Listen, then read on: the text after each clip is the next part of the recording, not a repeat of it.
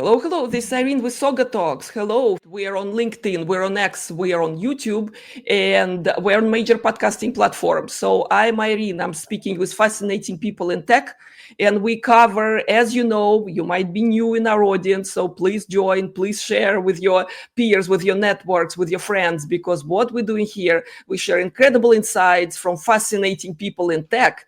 Today is my day because Jawahar Sivasankaran is here. How are you?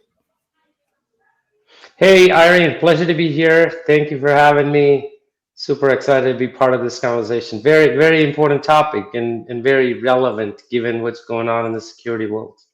Totally, totally. A lot is going on in security world. A lot is going on in AI world. And now often we bring up agentic AI as a leading point to conversation, right? So let's start somewhere, Java. What about security operations? Okay. We know there are tons of disciplines, tons of webinars, and lots of experts speaking on the topic, right? Could you give us your point of view? What's happening right now and how AI Rise is helping leaders and customers? Yeah, great start there, Irene. Look, security operations is going through a significant transformation as we speak. One is AI is making a big impact as we speak, and we'll talk about agentic AI in particular. And even within security operations, we'll double click on cyber threat intelligence, which is the world that we in Cyware that we live in. Um, but beyond that, if you just look at SecOps in general, there's a level of customers when I talk to, they're feeling like, hey, I've had some of these technologies inside my SOC to help me with security operations, and I've had that for a while. But what I am seeing is I'm not seeing the right results coming out of those. So that is something that we're consistently hearing from our customer base. So part of it is AI is disrupting security operations, but it's also some of the legacy technologies that have been out there, honestly, for almost 2 decades. It's time for a disruption, if I can call it that way. What kind of disruption? Because exactly when we're talking about operations, right? Many organizations, many leaders have, hey, I have it under control, right? I have my teams, I have my platforms, things running smoothly, all right? I know how to handle my business, all right? So what's new? What's kind of risky and exciting at the same time that leaders have to concentrate on nowadays? Yeah, the couple of things that's coming out, right? One is, I'm still facing the tool sprawl that I faced 5 years back or 10 years back. And in the past 10 years, 5 years, it has only gotten complicated. The problem has only exasperated because I've just got more tools in my toolkit. That's number one. Number two, hey, because of that, my security operations processes, my response activities, they're not integrated. And there's lack of automation that's actually holding me back from realizing the value that I should be getting out of all of these tools coming together. And then the last one is I can't keep up with the talent because I've got multiple tools and I'm still hiring people. I can't find the right talent. And this is especially a bigger problem in larger cities where there's still a good amount of war for good cybersecurity talent, right? So part of this, all of this is leading towards that transition that we are talking, or the disruption that we're seeing in the market. All right, so let's unpeel some of it. Okay, let's unpeel. We declared agentic AI right at the beginning of this talk. So, speaking of AI methodologies, AI classes, AI experts, okay, everyone's overwhelmed. All right, when I look at my LinkedIn feed, okay, the number of invitations, the number of newsletters, and just resources available to everyone, right, that contributes the overwhelming complexity of the business and technology world, all right? Could you please unpeel for us agentic AI when it just kind of took the business landscape by storm, okay?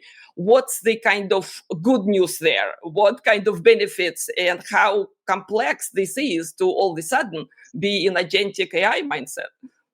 Yeah, and Irene, you're not alone with that. There's a lot of AI washing, if I can put it that way, mildly, that's happening in the marketplace, where exactly some of these legacy tools that we're talking within security operations, what we are seeing is some of these legacy tools coming out and adding a layer of AI, and clearly not helping with the disruption that is needed in the marketplace, at least within security operations we're talking.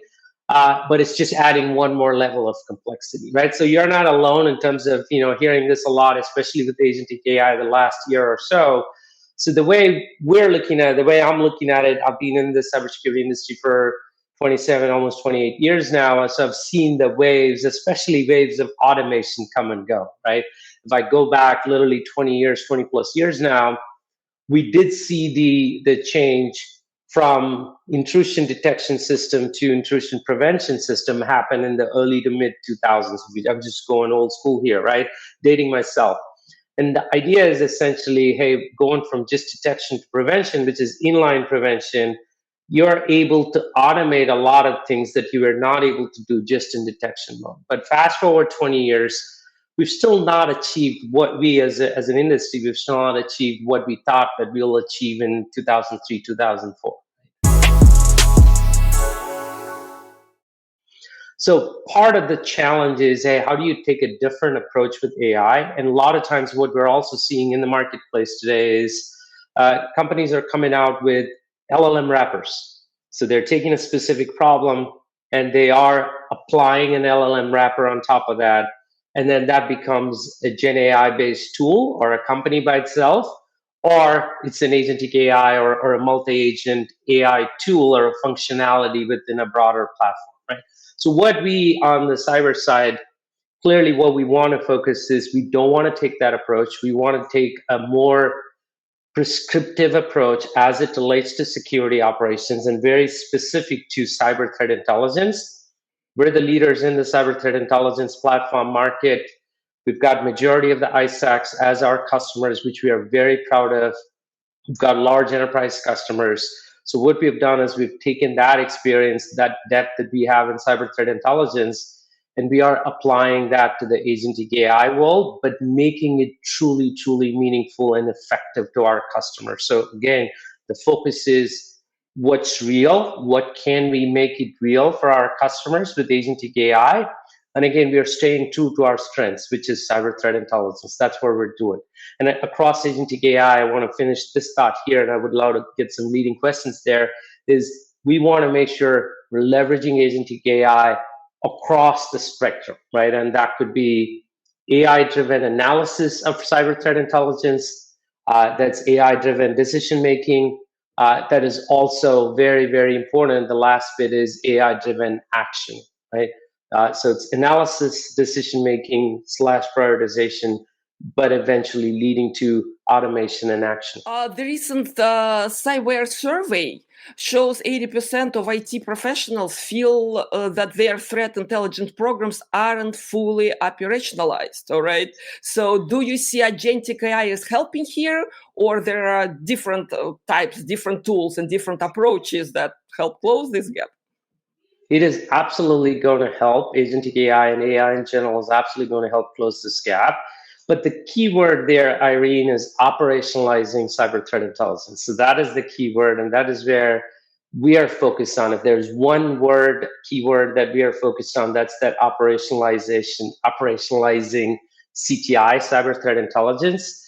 Because there are CTI programs that are out there. Doesn't matter what size enterprise customer that we're talking or public sector government customers, they do have some sort of CTI program in many instances. But where they lack is beyond the feeds. Maybe they're subscribing to a few feeds, commercial feeds, open source feeds, advisories, all kinds of things coming in, 1, 2, maybe 3, maybe multiple sources.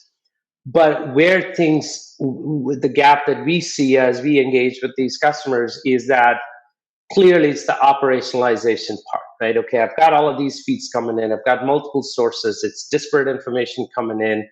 How do I make sense of this? And part of this is it's standards-based, right? And one of the things, for example, that Cyware from day one that we focused on is We want to make sure anything that we do is STIX-based, which is the standard for cyber threat intelligence. And then when it comes to sharing that threat intelligence, it's StackC, which is really the protocol for sharing. So the keyword I want to zoom in there with that, the statistics that you mentioned, is the operationalization of cyber threat intelligence. That is the keyword I want to highlight. And that is where we see the gap versus just the CTI feeds or CTI advisories themselves, which is there's plenty that's out there.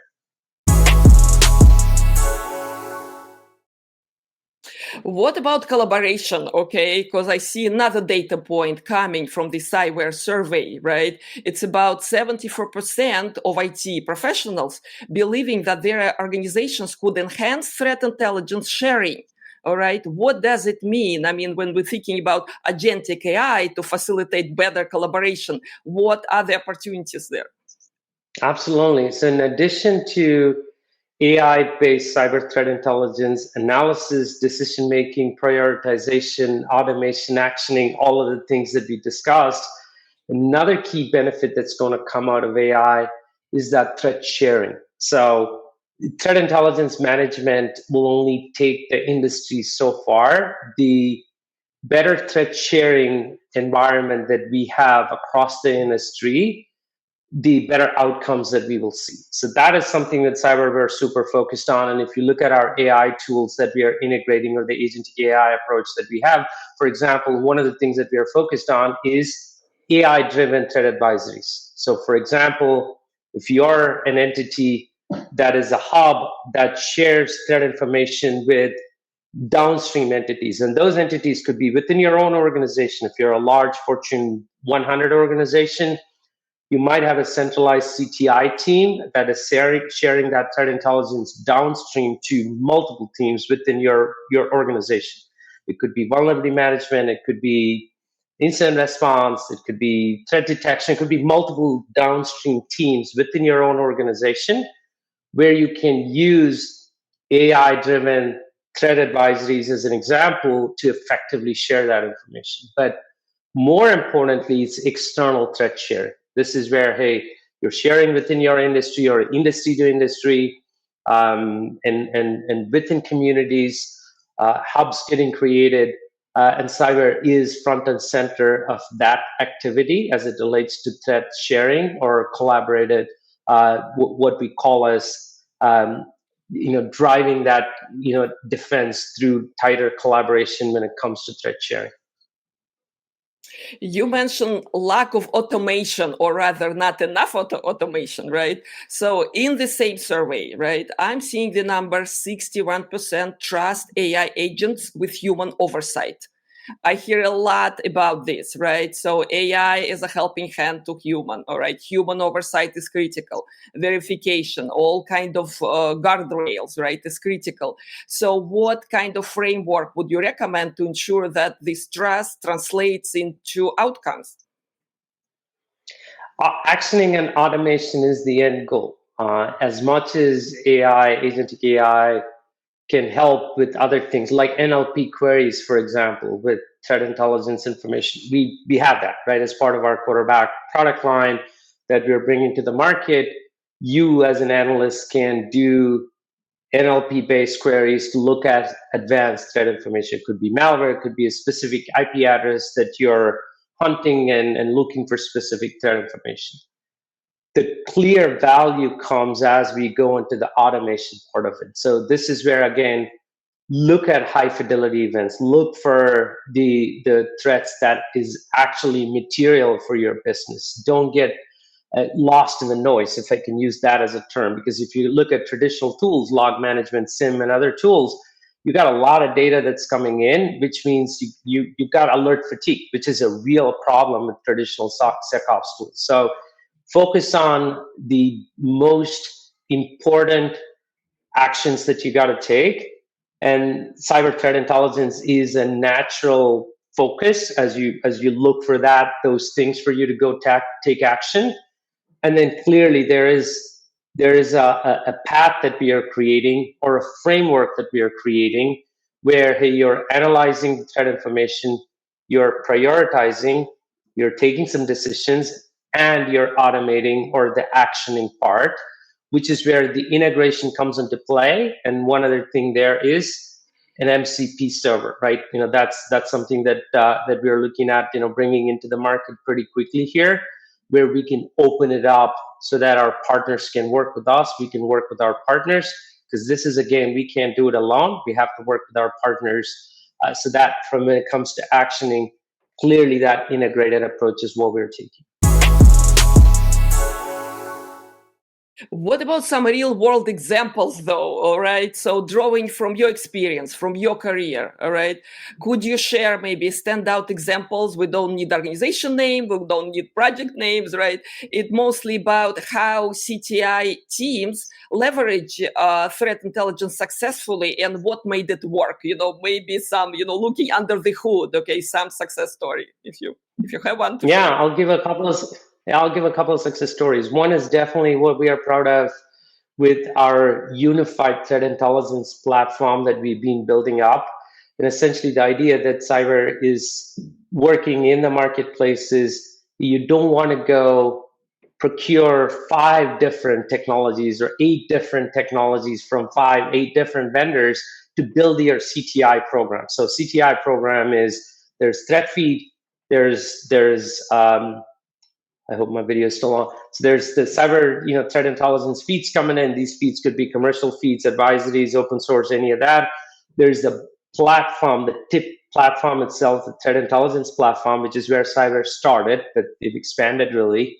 Then there is, you're looking at compromised credential management that we just added about a couple of months back, which is an integral part of cyber threat intelligence these days.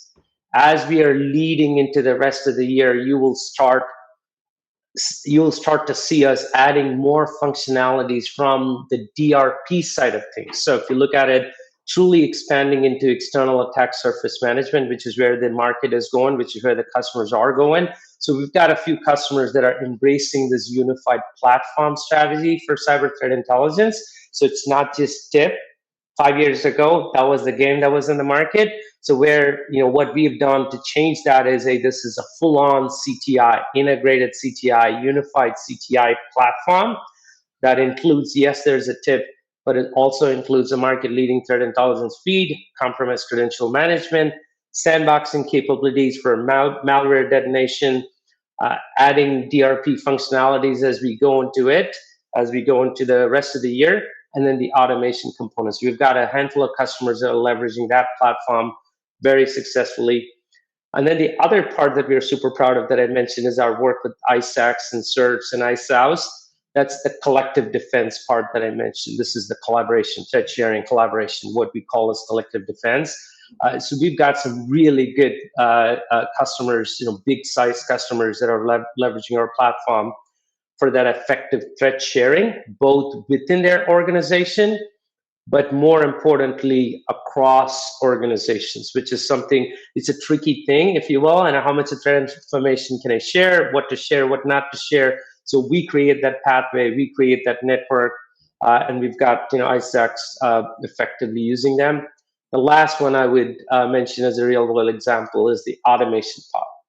So we do have the cyber threat intelligence capability, the unified threat intelligence management, collective defense, which is all about threat collaboration, but we also have an orchestration and automation and a response engine or a product line, which we do have customers leveraging today to actually automate some of their security operations needs. So we do have customers that are leveraging our product line across all of these areas, but even as we mature, we stay true to our roots, which is cyber threat intelligence and being a true market leader with CTI.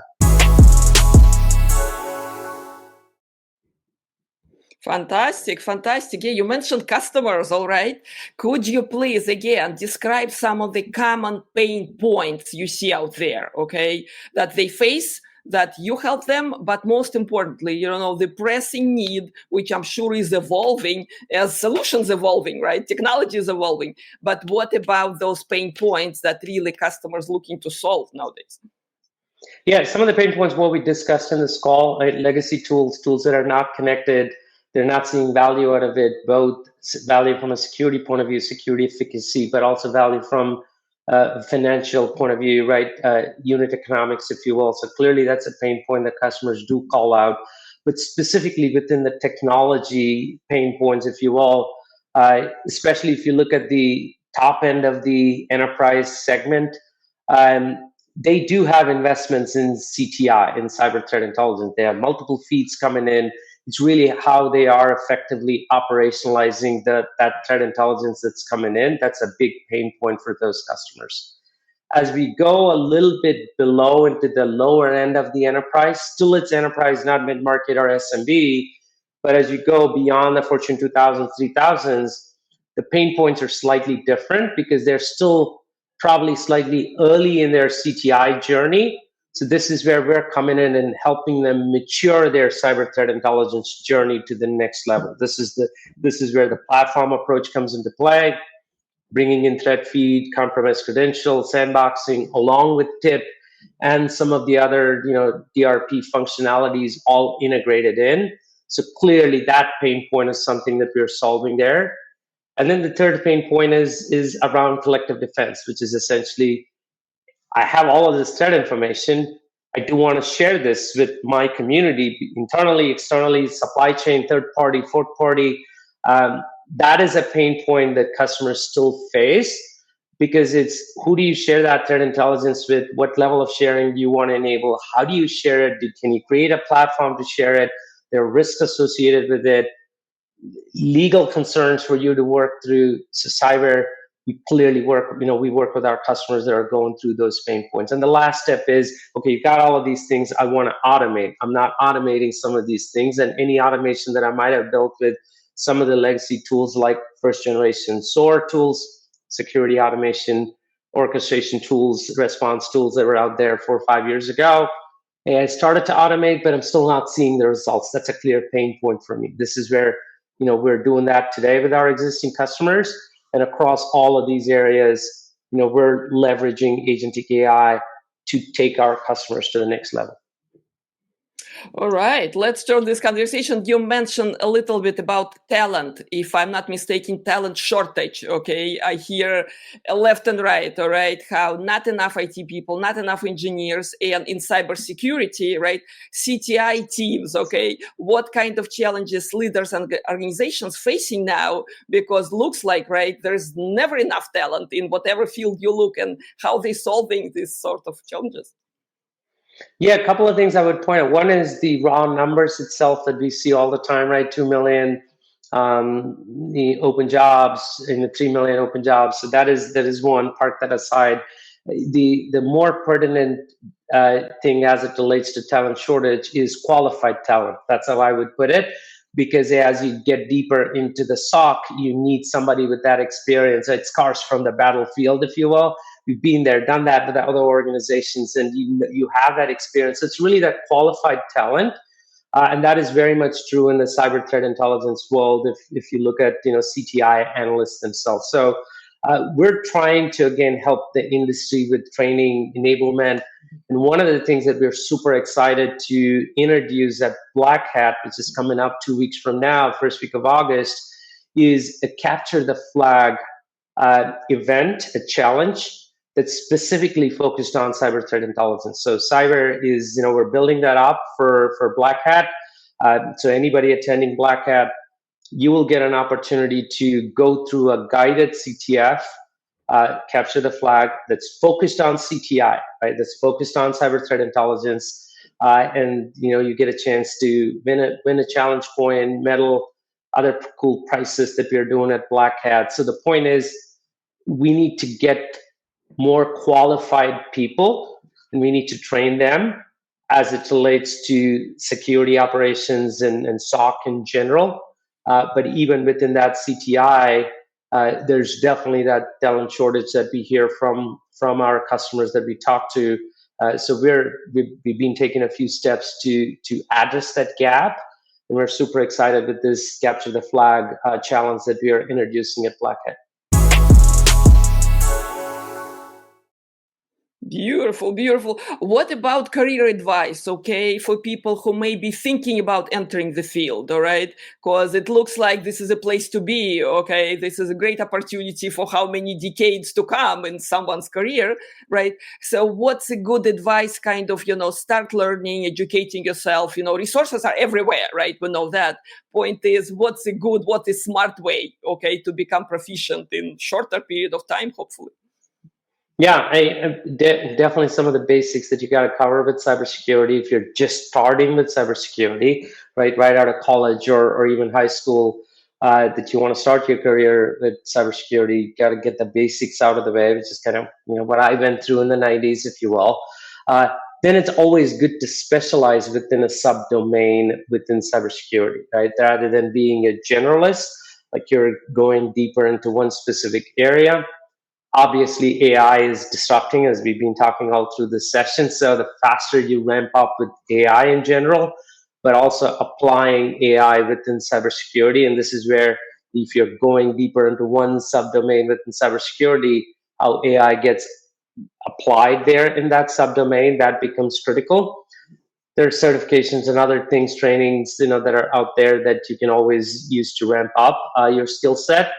But if there's interest in cyber threat intelligence, which is a growing market, it's projected to be at $4 billion, just CTI alone, in the next 18 to 24 months. And there's plenty of opportunities for you to ramp up. I would certainly recommend going to the Cyber Academy page or to our YouTube page, listen to some of the videos. We walk through products, but we also cover a lot of basics there in all of those cyber training materials that we have out there. But again, I would say get the basics straight if you're just coming in, say at a college or from high school. Focus on a domain, specializing within a subdomain inside cybersecurity will help. And then, of course, there's AI. So those are the three things I would point out. Perfect, perfect. Yeah, I want to encourage everyone, okay, listening to us on X, on LinkedIn, on YouTube, on podcasting platforms, okay? Find Jawahar on LinkedIn, okay? I encourage everyone to follow him, to follow the team, Cyware, and for incredible number of insights, support, and actually all your organizational needs. So that's that part of the show.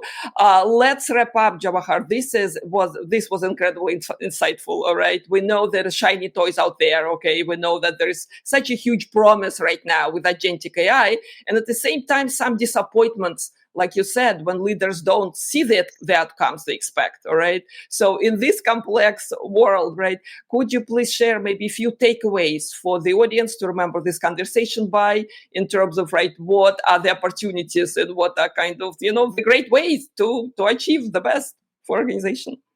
Yeah, first of all, thank you, Irene. This was a great discussion. I mean, the way I would leave the audience is AI is real. Agentic AI is real.